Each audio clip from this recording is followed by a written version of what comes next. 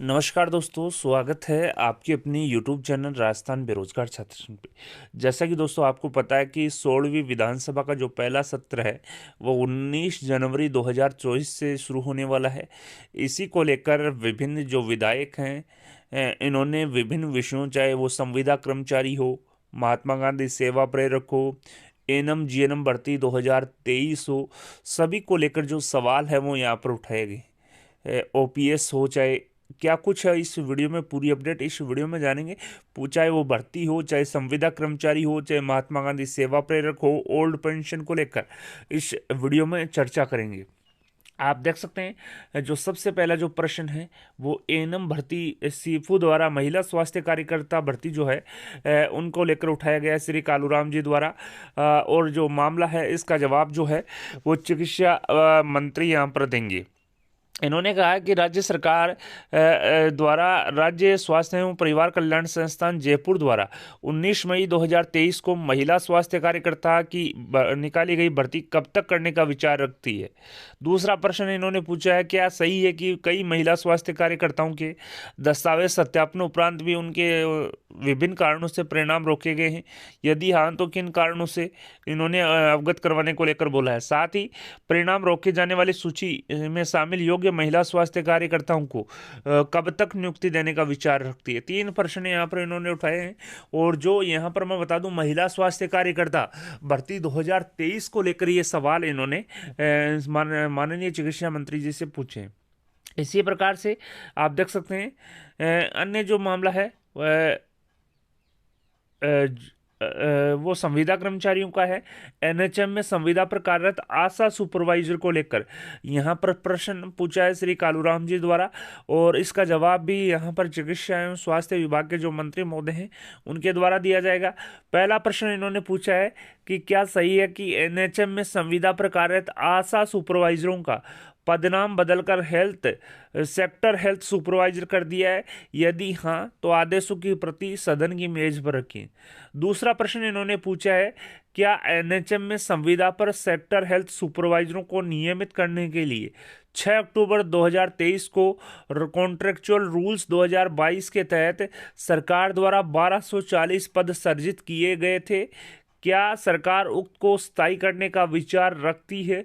यदि हाँ तो कब तक, नहीं तो क्यों नहीं?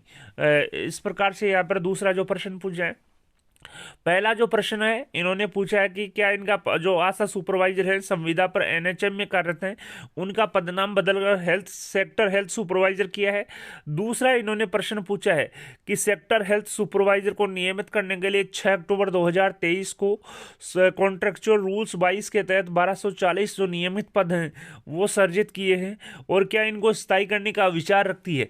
तीसरा जो प्रश्न है इन्होंने पूछा है, क्या सही है कि उक्त पदों के लिए वित्त विभाग वे फर्स्ट की ओर की आईडी संख्या 15-230-22-73 दिनांक 4 अक्टूबर 2023 को नियमित पद सृजित किया गया तथा विभाग ने दस्तावेज सत्यापन भी प्रारंभ कर दिया था, जो आचार संहिता के कारण अब तक उक्त कार्य रुका हुआ है?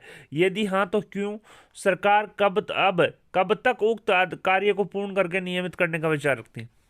तो दोस्तों इन्होंने एनएचएम में संविदा पर कार्यरत जो आशा सुपरवाइजर हैं इनको लेकर माननीय चिकित्सा मंत्री महोदय से तीन प्रश्न यहाँ पर पूछे हैं। पहला जो प्रश्न था कि इनका जो पदनाम है वो बदलकर सेक्टर हेल्थ सुपरवाइजर किया है।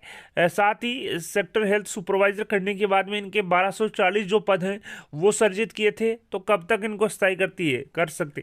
साथ ही इन्होंने तीसरा जो प्रश्न पूछा है कि 4 अक्टूबर 2023 को इनके नियमित पद सृजित किए थे तथा विभाग द्वारा दस्तावेज सत्यापन की भी प्रक्रिया अपनाई गई थी, और आचार संहिता के कारण जो उक्त प्रक्रिया को रोक दिया गया था, तो अब उस प्रक्रिया को कब तक सरकार पूर्ण कर लेगी। तो दोस्तों इस प्रकार से तीन जो प्रश्न है वो यहाँ पर पूछे गए हैं। इसी प्रकार से एक जो प्रश्न है श्रीमती इंदिरा जी जो विधायक हैं बामनवास से, इन्होंने वित्त विभाग को लेकर पूछे हैं। फाइनेंस मिनिस्टर जो हैं दिया कुमारी जी उनका इस प्रश्न का जवाब यहाँ पर देगी। इन्होंने कहा कि क्या सही है कि विगत सरकार ने 2004 के पश्चात नियुक्त कार्मिकों को ओल्ड पेंशन का लाभ दिया था? यदि हाँ तो उक्त योजना में कुल कितने राज्य कर्मचारियों को लाभ मिला? दूसरा इन्होंने प्रश्न पूछा है कि क्या वर्तमान सरकार उक्त ओल्ड पेंशन योजना को बंद कर पुनः एनपीएस योजना चालू रखने का विचार करती है? तीसरा प्रश्न इन्होंने पूछा कि क्या ओल्ड पेंशन योजना को यथावत जारी करने का विचार रखती है, यदि नहीं तो क्यों? तो 3 प्रश्न जो है ओल्ड पेंशन को लेकर पूछे गए हैं। इसी प्रकार से मैं जो लक्ष्मणगढ़ सीकर से जो विधायक हैं गोविंद सिंह जी डोटासरा, और यहाँ पर इन्होंने संविदा कर्मचारियों को लेकर 3 प्रश्न पूछे गए हैं।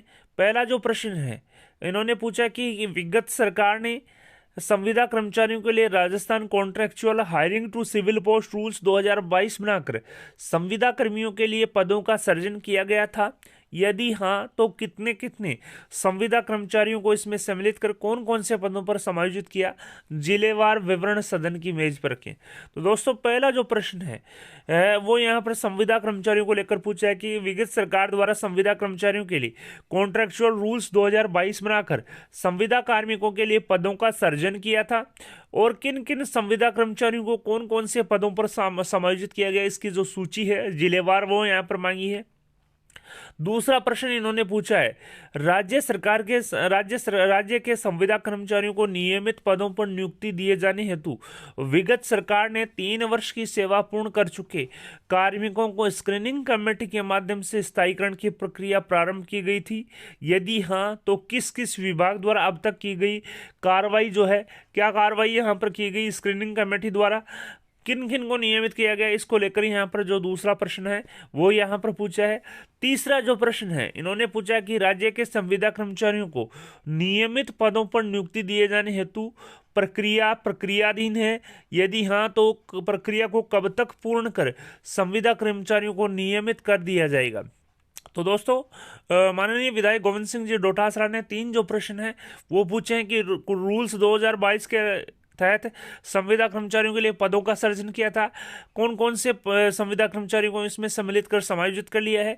दूसरा जो प्रश्न था कि 3 वर्ष की सेवा पूर्ण कर चुके कार्मिकों को स्क्रीनिंग स्थायी करने के लिए एक स्क्रीनिंग कमेटी का गठन किया था, और स्क्रीनिंग की जो प्रक्रिया वो अपनाई गई थी, तो अब तक जो कार्रवाई हुई है उसकी जो डिटेल्स है वो यहाँ पर मांगी है। तीसरा जो प्रश्न है संविदा कर्मचारी को नियुक्ति की जो प्रक्रियाधीन है, तो उसके संबंध में जो 3 प्रश्न है वो यहाँ पर पूछे हैं, और तीनों जो प्रश्न है वो कार्मिक विभाग से रिलेटेड है। इसी प्रकार से इन्होंने नवीन जिलों ओल्ड पेंशन योजना लागू रखने, प्रदेश में आरजीएचएस योजना के तहत इलाज को लेकर भी प्रश्न यहाँ पर उठाए हैं। इसी प्रकार से इंदिरा जी जो हैं इन्होंने शांति और अहिंसा विभाग से महात्मा गांधी सेवा प्रेरक भर्ती में बेरोजगार युवाओं की भर्ती को लेकर प्रश्न पूछे हैं। इन्होंने कहा कि बजट घोषणा 2023-24 की बिंदु संख्या 133(2) में क्रम में विगत सरकार द्वारा निकाली गई महात्मा गांधी सेवा प्रेरक भर्ती में कितने बेरोजगार युवाओं को भर्ती किया जाना था। इसी प्रकार से इन्होंने पूछा कि वर्तमान सरकार द्वारा उक्त भर्ती जो प्रेरक भर्ती है वो निरस्त कर दिया है, यदि हाँ तो क्यों। तीसरा जो प्रश्न है पुनः चालू रखने का विचार रखती है। तो दोस्तों इन्होंने महात्मा गांधी सेवा जो प्रेरक भर्ती है जिसको वर्तमान सरकार ने निरस्त कर दिया था, रद्द कर दिया था, उसको लेकर 3 जो प्रश्न है वो यहाँ पर पूछे गए हैं। इसी प्रकार से इन्होंने राजीव गांधी युवा मित्र इंटर्नशिप कार्यक्रम के तहत जो रोजगार हैं जो कार्मिकों को 31 दिसंबर 2023 से हटा दिया गया था, उनको लेकर भी प्रश्न यहाँ पर पूछे हैं। इन्होंने कहा कि वर्ष 2021-22 में विगत सरकार द्वारा शुरू की गई राजीव गांधी युवा मित्र इंटर्नशिप कार्यक्रम को वर्तमान सरकार द्वारा 31 दिसंबर 2023 से बंद कर दिया है, इसको लेकर प्रश्न पूछा है। दूसरा प्रश्न है दिसंबर 2023 तक कितने बेरोजगार युवाओं को रोजगार प्रदान किया। तीसरा जो प्रश्न है इन्होंने पूछा सरकार प्रदेश में बढ़ते युवा बेरोजगारों की संख्या को देखते हुए उक्त योजना पुनः चालू करने का विचार रखती है, यदि हाँ तो कब तक, नहीं तो क्यों। तो दोस्तों जो राजीव गांधी युवा मित्र इंटर्नशिप कार्यक्रम है इसको लेकर 3 प्रश्न यहाँ पर पूछे हैं। इसी प्रकार से प्रताप सिंघवी जो हैं इन्होंने गृह विभाग को लेकर 2 प्रश्न पूछे हैं। प्रदेश में पुलिस मित्र योजना के तहत भर्ती को लेकर प्रश्न यहाँ पर पूछा है। इन्होंने कहा कि पूर्ववर्ती सरकार द्वारा प्रदेश में पुलिस मित्र योजना लागू की गई थी, यदि हाँ तो कब व उक्त योजना की भर्ती के लिए क्या क्या नियम व प्रावधान बनाए गए हैं यहाँ पर पूछे गए। साथ ही 12 जिले में पुलिस मित्र लगाए गए हैं, तो उनकी किन किन व्यक्तियों को किन किन थानों में लगाया गया, थानेवार संख्या यहाँ पर पूछी गई है। इसी प्रकार से आप देख सकते हैं यहाँ पर प्रताप सिंह जो सिंघवी हैं, इन्होंने मेडिकल एंड हेल्थ को लेकर भी निःशुल्क दवा योजना में जो संविदा कर्मचारी हैं इनको लेकर प्रश्न यहाँ पर उठाए हैं। पहला जो प्रश्न है इन्होंने पूछा है 12 जिले में मुख्यमंत्री निःशुल्क दवा योजना में कितने कर्मचारी संविदा व ठेका प्रथा पर कार्यरत हैं। संख्यात्मक विवरण यहाँ पर मांगा है, यानी कि इनकी संख्या पूछी है कि कितने जो कर्मचारी हैं वो संविदा पर हैं, कितने कर्मचारी जो हैं ठेका प्रथा में लगे हुए हैं। दूसरा इन्होंने प्रश्न पूछा है उक्त योजना में ठेका व संविदा पर कार्यरत कर्मचारियों को कितना कितना मानदेय दिया जाता है, यानी ठेका कर्मचारी को कितना मानदेय दिया जा रहा है, संविदा कर्मचारी को कितना मानदेय दिया जा रहा है। इसी प्रकार से इन्होंने तीसरा जो प्रश्न है इनके नियमितीकरण को लेकर पूछा है कि क्या सरकार उक्त जिले में ठेका व संविदा पर कार्यरत कर्मचारी को नियमित करने का विचार रखती है, यदि हाँ तो कब तक, नहीं तो क्यों। तो दोस्तों ठेका प्रथा और संविदा को लेकर 3 जो प्रश्न है प्रताप सिंह जी सिंघवी ने मेडिकल एंड हेल्थ को लेकर पूछे हैं। यहाँ पर चिकित्सा मंत्री महोदय इसका जवाब यहाँ पर सदन में रखेंगे। पहला जो प्रश्न था कि मुख्यमंत्री निःशुल्क योजना में कितने कर्मचारी 12 जिले में संविदा व ठेका पर लगे हुए हैं, कितना कितना इनको मानदेय दिया जा रहा है, दूसरा प्रश्न। और तीसरा प्रश्न इनके नियमितीकरण को लेकर यहाँ पर पूछा गया है। इसी प्रकार से राज्य कर्मियों को ओल्ड पेंशन योजना को लेकर भी इंदिरा जी द्वारा यहाँ पर प्रश्न लगाए गए हैं। तो दोस्तों चाहे वो ओल्ड पेंशन हो, चाहे वो ओल्ड पेंशन हो, संविदा कर्मचारियों को लेकर प्रश्न हो, एएनएम जीएनएम भर्ती 2023 हो, महात्मा गांधी सेवा प्रेरक भर्ती हो, चाहे राजीव गांधी युवा मित्र इंटर्नशिप कार्यक्रम हो, ठेका प्रथा संविदा कर्मचारियों को लेकर प्रश्न हो, यहाँ पर जो प्रश्न है सभी विषयों को लगातार उठाए जा रहे हैं। और 19 जनवरी से जो विधानसभा का जो सत्र चालू होगा उसमें इन प्रश्नों के जवाब यहाँ पर सदन में माननीय मंत्री महोदय द्वारा पेश किए जाएंगे। तो दोस्तों यहाँ पर वीडियो कैसा लगा आप कमेंट बॉक्स में कमेंट करके यहाँ पर बता सकते हैं। वीडियो को ज़्यादा से ज़्यादा लाइक और शेयर करना न भूलें। आपकी अपनी यूट्यूब चैनल राजस्थान बेरोजगार छात्र संघ को सब्सक्राइब करें। धन्यवाद दोस्तों।